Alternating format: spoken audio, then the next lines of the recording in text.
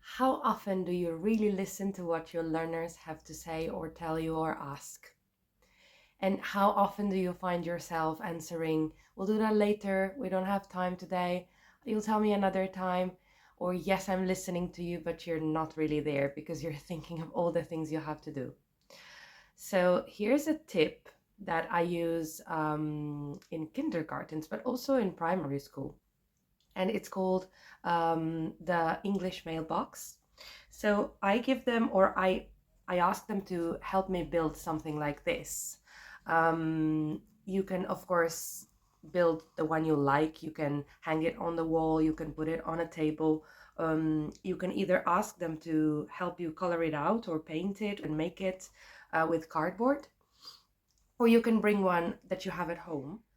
The learners know that they can leave inside messages or drawings for me, and drawings or messages of things they would like to do together, play, games to play, things to do, activities, books that they would like to read or reread, stories they would like to listen to.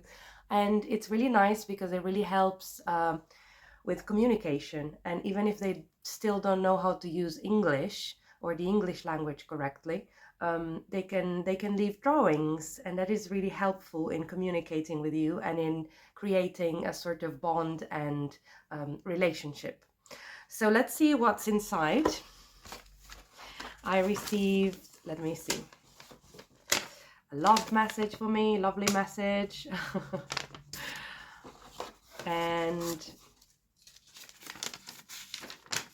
this child here probably wanted to ask me to listen to the story of the bird again.